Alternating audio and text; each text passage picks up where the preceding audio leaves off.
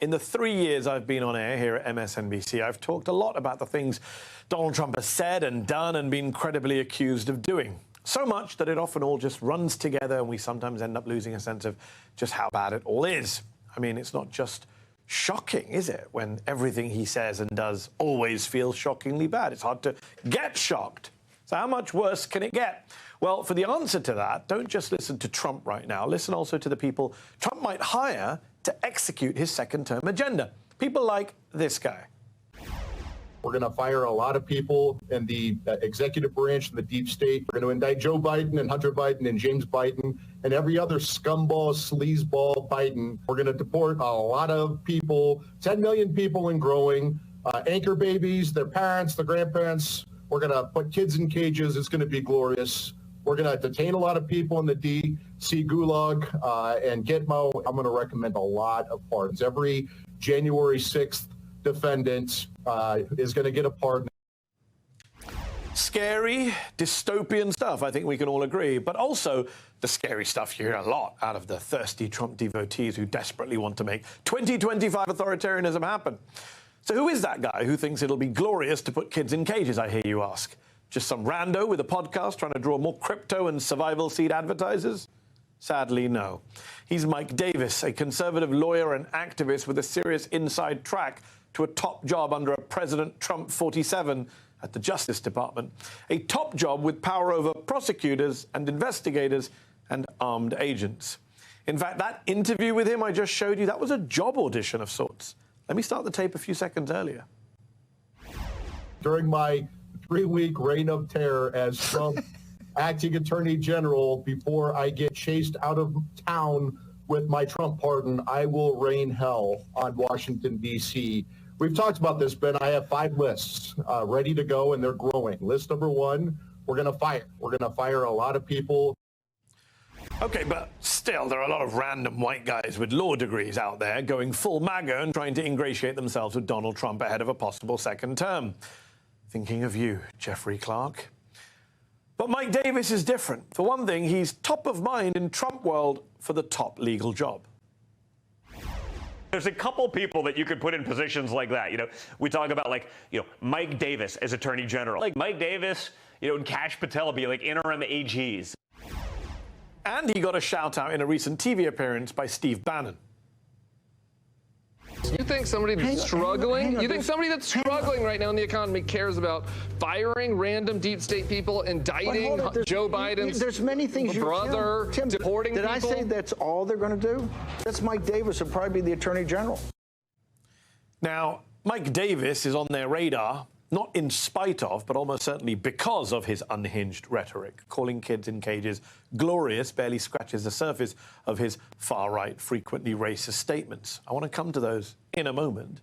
But there's something else big here, because Mike Davis is exactly what the Trump administration lacked last time around. A skilled, even competent veteran of Beltway legal politics and right-wing causes, one who seems keen to transform Trump's darkest fascist impulses into an actual policy agenda.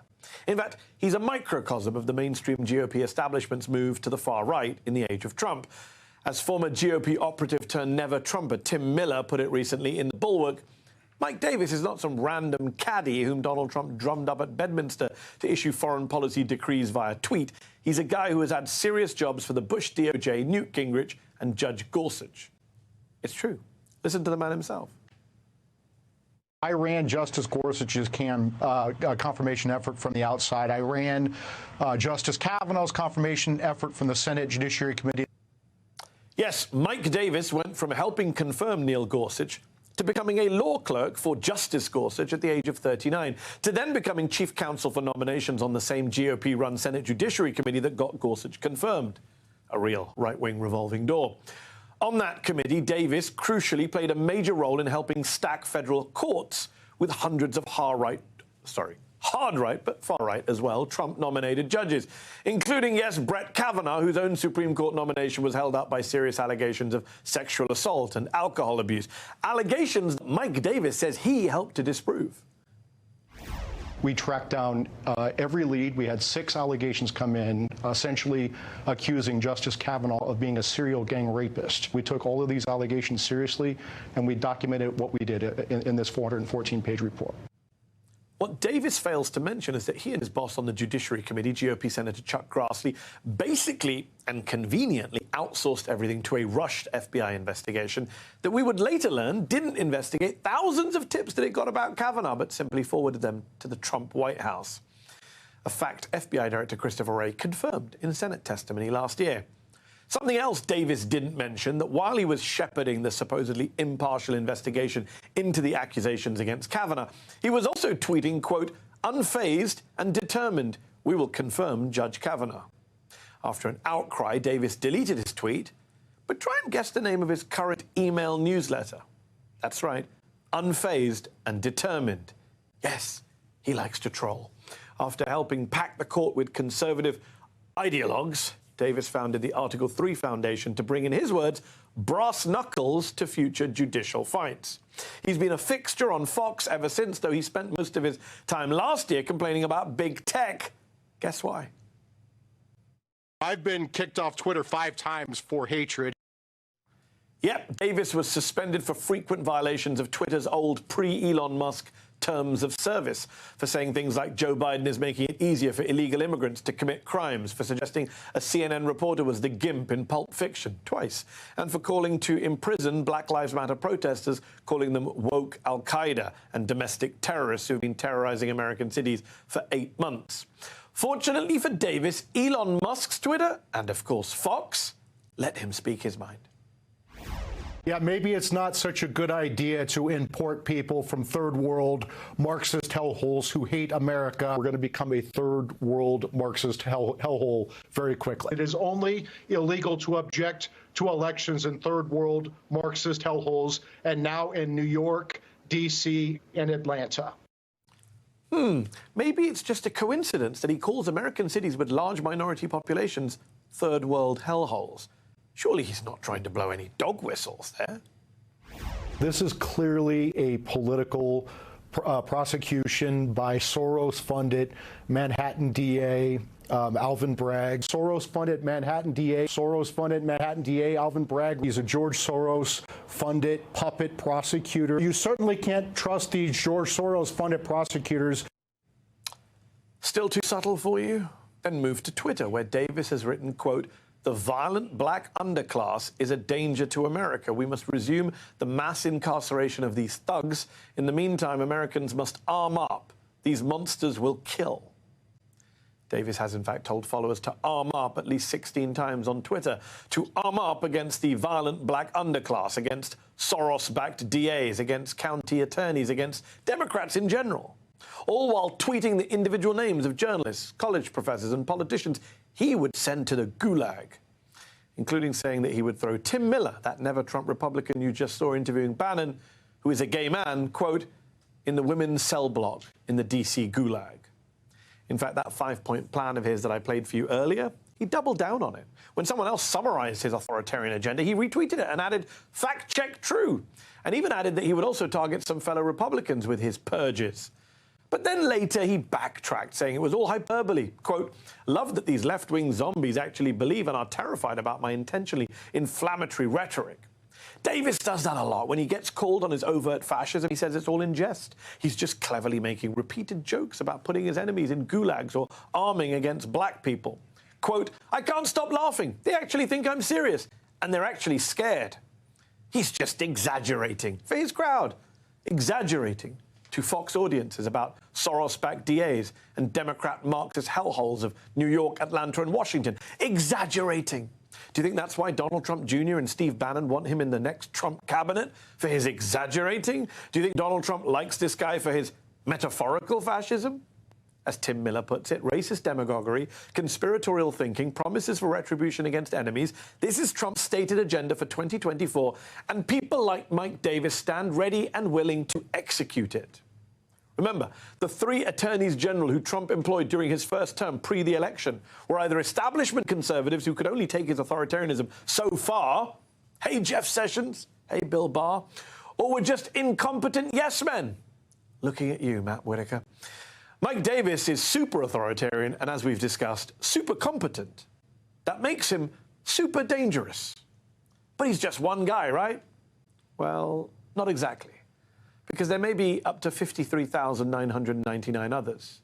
This week, new Axios reporting revealed that, quote, hundreds of people are spending tens of millions of dollars to install a pre-vetted, pro-Trump army of up to 54,000 loyalists across government to rip off the restraints imposed on the previous 46 presidents. Yes, you heard that right. Trump's allies are filling up a database with tens of thousands of his loyalists, eager for a job. They're being screened, but not for experience or qualifications or, competence. They're being screened for right-wing political purity. For example, do they agree or disagree with statements like, quote, the U.S. has the right to select immigrants based on country of origin? In other words, they're looking to fill the United States government with far-right ditto heads ready to push Trump's agenda as far as they possibly can. Remember Don Jr. tempting Mike Davis as Attorney General? Well, here's who else he's suggesting for his father's second administration. Laura Loomer's turned out to be a warrior for your dad. Listen, she's a bulldog, man. I'll say that. She gets after it. I'd love this press secretary just to watch D.C. just explode. Yes, Laura Loomer, far-right conspiracy theorist, proud Islamophobe, self-proclaimed white nationalist, as press secretary. But what could Laura Loomer, Mike Davis, and these die-hard Trump minions do exactly? Well, the New York Times gave us a hint over the weekend. Quote, to ease the strain on ICE detention facilities, Mr. Trump wants to build huge camps to detain people while their cases are processed and they await deportation flights. Huge camps where they'll confine large concentrations of foreigners. If only history had a name for camps like that. And as reported by the Washington Post, Team Trump have a plan to use the Insurrection Act to deploy the U.S. military against protesters. The Post says Trump has also talked about prosecuting his critics like President Biden or his own former Attorney General, Bill Barr. Hey, maybe he can ask AG Mike Davis to send them to Gitmo. Look, the former and possibly next president of the United States and his acolytes are openly threatening to unleash an American fascism on the American people. But you don't have to just read or believe the reporting in Axios or the Times or the Post. The man himself isn't hiding just how authoritarian and, Nazi-like he plans to be. In honor of our great veterans on Veterans Day, we pledge to you that we will root out the communists, Marxists, fascists, and the radical left thugs that live like vermin within the confines of our country. Vermin. As some in our media pointed out, Trump's vermin line and his calls to stop the, quote, threat from within were callbacks to Nazi dictator Adolf Hitler and fascist dictator Benito Mussolini. And get this, when asked about that vile fascist rhetoric, a Trump campaign spokesman told the Washington Post, quote, those who try to make that ridiculous assertion are clearly snowflakes. And, wait for it, their entire existence will be crushed when President Trump returns to the White House. Ah, yes, the death of irony, another hallmark of fascism. Joining me now, Tara Setmeyer, former Republican communications director on Capitol Hill, who has since left the GOP. She's now a senior advisor to the anti-Trump Lincoln Project. And Frank Figliuzzi, former FBI assistant director for counterintelligence, now an MSNBC national security contributor. Thank you both for coming back on the show. Tara, people like Mike Davis, were they always this way and Trump just brought out the worst in them, or are they just faking it now to get MAGA jobs? I mean, we're talking about an ex-Bush DOJ guy who's now full-blown MAGA. What does that tell us about the direction of the Republican Party that you left? You know, Mehdi, I often ask myself that question because I spent 27 years in the Republican Party, and there are people that were colleagues of mine, friends of mine, who I never would have thought would have turned into these rabid MAGA loyalists that are spewing this type of garbage. I mean, it has shocked me the depths that some of these people have gone to. And it's made me question that. Were they always that way and I just didn't see it? Or was this an act? And I think for some people, it was an opportunity, it was an act for them to become, go from the C list to now they're in the A list, they're in the C suites of politics now, they're making lots of money. And I think it was an act. For some of them, I think that there is a really large aggrieved part of this country and that are using this as an opportunity to take all of the lowest common denominator, worst parts of themselves. And now that has been platformed and it's been mainstreamed and they've been empowered to be this way. I think it's something that we as a society need to examine, how that's been allowed for how we've missed this for so long and how we get through this. But I've got to tell you, the Mike Davises of the world, he's not alone. There are lots of them.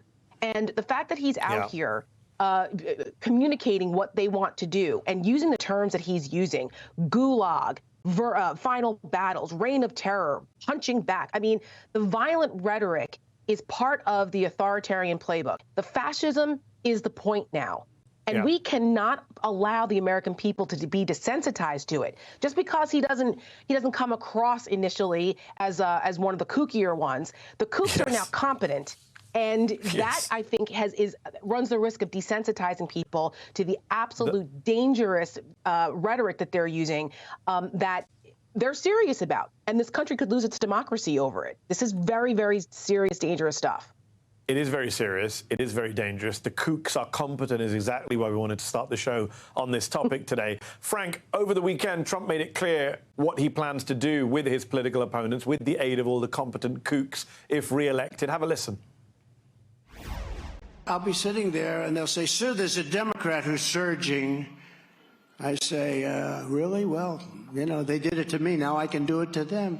Indict him for walking across the street in an improper manner. And when he gets indicted, he'll go right down the tubes.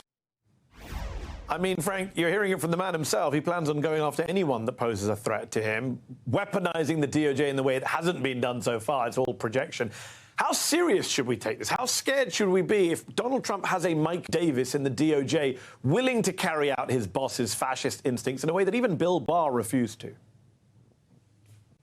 We've got to be very, very concerned and take action here because, as we may recall, there were people in the first Trump administration that literally saved the day. We may not like those people very much, but people like Mike Pence, people like even Bill Barr and others were able to talk Trump out of doing things that literally were an existential threat to democracy. Rest assured, with the strategy and planning we're hearing about right now, those people simply will not be present. They will not have access. And instead, you'll have the Mike Davises of the world who are quite skilled in Washington's ways and can do it even better than Trump tried to do. So people might ask you, Mehdi, hey, why is Frank, the national security guy, on talking about what sounds like politics?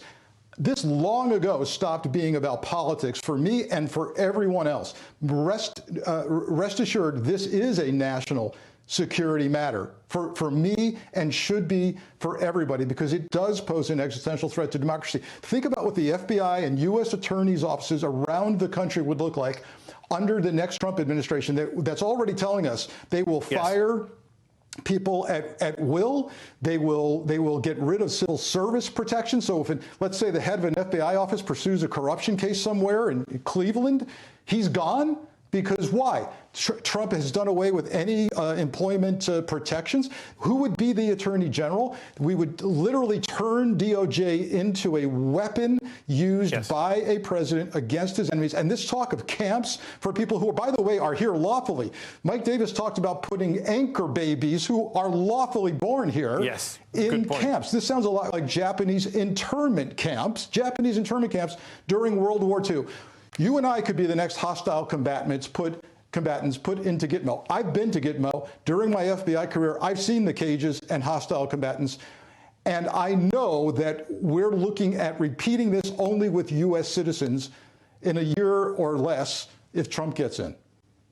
I mean, the reason you're here, Frank, is because I'm truly worried as to who the Frank Figluzzi of the next administration is going to be. What kind of Mike Davis type is going to be assistant director of the FBI and using the FBI to go after Trump's enemies? We've seen the playbook in Modi's India, in Orban's Hungary, in all these places. Tara, the much-discussed New York Times Siena swing state polls last week showed Donald Trump, the authoritarian, leading Joe Biden, the incumbent, in many key battlegrounds. I have to ask, is this because, in your view, voters are not aware of Trump's authoritarianism? Or is it that a lot of them are quite keen on it? I think it's a combination of both. And I think in America, we don't want to admit to that point, that there are so many Americans that are susceptible to this authoritarianism. But I do believe strongly there are a lot more of us who believe in our constitutional republic and the merits of democracy. The problem is that we have a very short attention span, first of all, number one. Another problem is a considerable amount of disinformation and manipulation of that information on social media from TikTok on down that is shaping people's behavior.